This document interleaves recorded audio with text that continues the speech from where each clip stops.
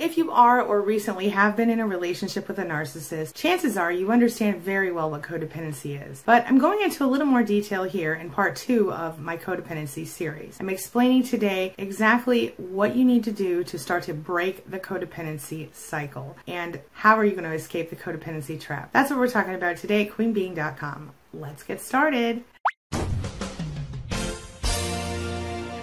My name is Angie Atkinson, and on this channel I offer free daily video coaching to help you discover, understand, and overcome narcissistic abuse in toxic relationships. I like to call it toxic relationship rehab. Sound good? If so, hit that subscribe button and let's get going. Alright, so before we get into it, I just want to remind you, if you haven't yet seen yesterday's video, it's the first part of this series. You can check it out right here. After you check that out, come right back here and watch the rest of this video, because this video is the second half of that video. Here we go. You have to recognize that if this relationship is unhealthy for you, it's going to feel very scary to walk away from it. Fear doesn't leave you without a little work. If it does, it might morph into something else. Anger, codependency, a lot of other things. But here's the thing, you have to acknowledge it and you have to overcome it. You have to understand it. Why are you afraid? What are you scared of? Be really honest with yourself here. This is your life. You don't get a do-over. You get one, as far as we know. There might be a lot of different reasons that you're sabotaging your own needs in these relationships, but the longer you stick in a toxic relationship and the longer it takes you to get through this and move forward into a healthier space where you actually take care of yourself, the more of your life you're wasting. There could be a lot of reasons. Maybe you grew up in a dysfunctional home. Maybe you were bullied in school. Maybe something terrible happened to you and you just don't think you deserve any better. But I'm here to tell you, my friend, you do deserve better. You deserve to be loved and respected. You deserve to feel safe in your home and not scared when you hear the tires in the driveway or when you hear the key in the door. Oh no, it's stress time because this person's back to stress me out. No, it doesn't have to be like that. It really doesn't. Researchers tell us that the codependency symptoms continue to get worse the longer you leave them untreated. But the good news is you can treat them. They can be taken care of. You can be helped if you start now.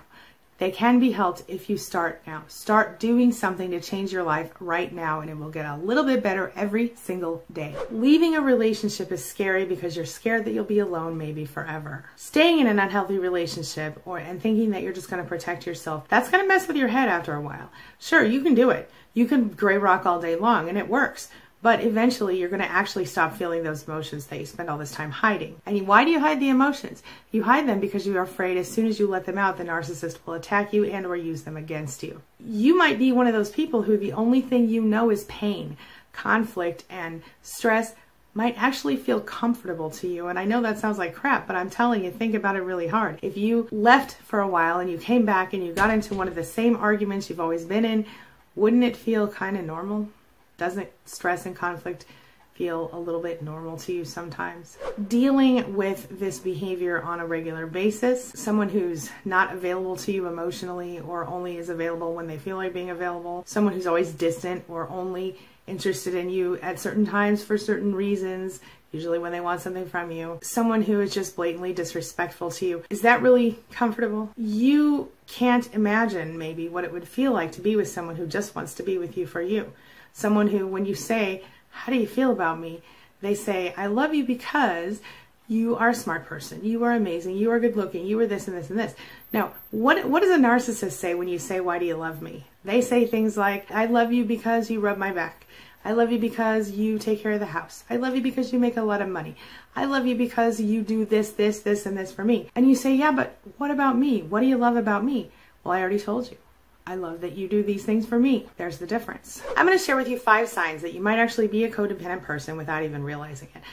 Number 1, people pleaser. Are you one? Are you a people pleaser? I know that I am a recovering people pleaser. I still want to make people happy, don't get me wrong, but now I don't do it at the expense of my own happiness.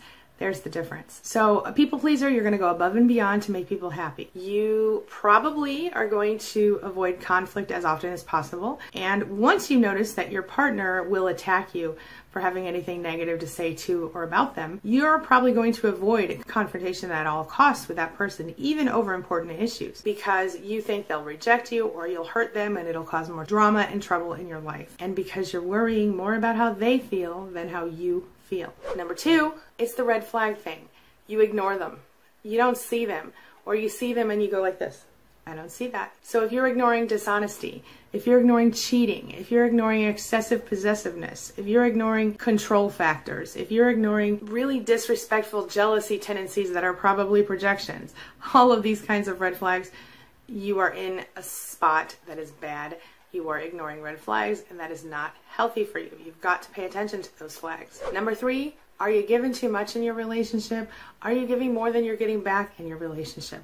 I mean, listen, even healthy relationships sometimes are 90-10, 60-40, 30-70, depending on what's going on in everybody's life. But in general, on average, you're giving about the same amount overall. But in an unhealthy relationship like one with a narcissist, not only are you going to give more than you should, you might ignore your own self-care, you definitely ignore your own self-esteem needs, your own self-love. You either hate yourself or you just forget that you're supposed to love yourself because you're so busy taking care of their needs. And you might even feel like it's selfish to take care of yourself.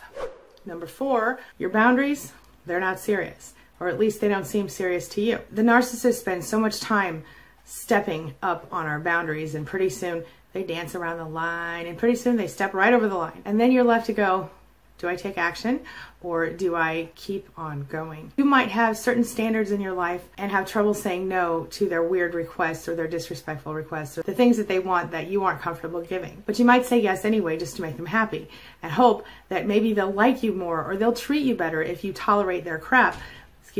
If you put up with what they want from you. But that never works. And so you keep giving and giving and giving. You allow them to step over your boundaries, or your boundaries disappear completely and you just become their tool, their plaything to use at will as they want. You're better than that, my friend. Number 5, you stay in a relationship with someone who abuses you, someone who's distant, someone who does not support you emotionally ever, even in the worst possible times. Someone who, even though you know deep down inside, won't ever meet your emotional needs. You stay because you say you love them, because you say you're scared about the kids, because you say you don't have any money, you can't do anything. And listen, I get it. These are reasonable things, most of them.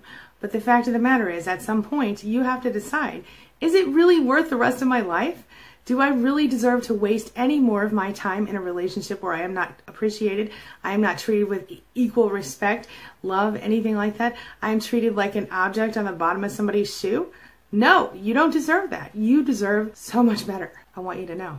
So now I'm going to tell you a few things you can do to start taking back your life, taking back yourself in these unhealthy relationships. Number 1, stop being afraid of rejection in this relationship or possible future relationships. You deserve to be loved. You deserve to be cherished and adored and appreciated. Here is your opportunity to potentially find that. But I'm here to tell you, my friend, until you love, adore, cherish yourself, no one else will do it for you. I promise. Because you don't value yourself anymore, other people, like narcissists, they're predators. They see that, they sense it, and they just suck you dry. You don't deserve that. Number 2, remind yourself every single day that it's okay to accept help from people who offer it to you to get out of this relationship, or even to just get healthier in the process of dealing with the recovery from this relationship. Accepting help is really a sign of strength, not weakness. You could look at counseling, you could look at online groups like SPAN, like my morning chat group here on YouTube. You could look at a local support group, a local therapist. A lot of insurance companies pay for your therapy.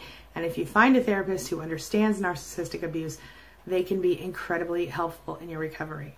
I also do coaching. You can learn more about that at narcissisticabuserecovery.online. That is not covered by insurance, but it is something that a lot of my clients tell me is incredibly helpful for their recovery. Next, you need to start to notice how you talk about yourself. Notice your self-talk.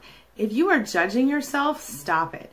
If you're judging yourself in a harsh light, it's probably not even your own voice telling you that stuff. It's probably echoes of other people, whether it's the narcissist, your parents, other people in your past. Lots of people's voices inside your head. And I don't mean actual voices. I mean opinions that you yourself may have formed over the course of the years based on opinions that have been shoved down your throat for so long. It's time for you to start releasing those and start focusing on the good things about yourself, the things you're grateful for, the things you love about yourself and your life. And even if you're still stuck with a narcissist, you can still find some things about yourself and your life that you're grateful for, even if they're the smallest, simplest things to start with. The more you focus on gratitude, the more reasons to be grateful you're going to bring into your life. You must be kind and compassionate to yourself. You've got to change the way you see yourself. You've got to change your beliefs and eliminate the self-defeating thoughts about what you're worth, because you're worth a lot more than you're giving yourself credit for, my friend. You don't have to prove to anyone that you're worthy. You only have to prove it to yourself, and the only thing you need to be worthy is to be breathing. If you're alive right now, if you're watching this video right now, you're worthy. All you have to do is own that and accept that you are worthy. And finally, I want you to start to visualize yourself in a healthy relationship that serves your needs. Can you imagine? What would it be like in a relationship where you were treated with as much love and respect as you treated the other person? Where the other person was happy to see you every time they saw you? If your current relationship has become very destructive in your life, to yourself, I want you to look at the ways that you're allowing it to sabotage you, and I want you to look at ways that you can stop that from happening. I know that sounds easier said than done, but start small. Start small.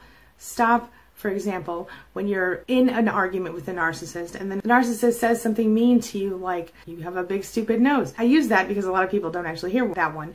But if the narcissist tells you, hey, you have a big stupid nose, don't agree with them. You can either say nothing, or you can go, oh, that's very interesting that you say that. Or you can simply say, hey, I have a really freaking cute nose, okay? Stand up for yourself, or at least don't agree with the disrespect. Now it's time for the question of the day. And the question of the day is, have you been here? Have you done this? Have you been in a codependent trap? And what did you do to get out of it? What are you dealing with right now? Share your thoughts and your ideas and your experiences in the comments section below. It might help another survivor not feel so alone. Let's talk about it. That's all I've got for you right now. Thank you so much for being a part of my day and a part of my life. And hey, thanks for letting me be a part of yours. It really does mean a lot to me. I'll see you soon. It's my mission to teach others what I know to be true. You really can create the life you want. Take care of your body, take care of your soul, nurture the real you, and introduce him or her to the world.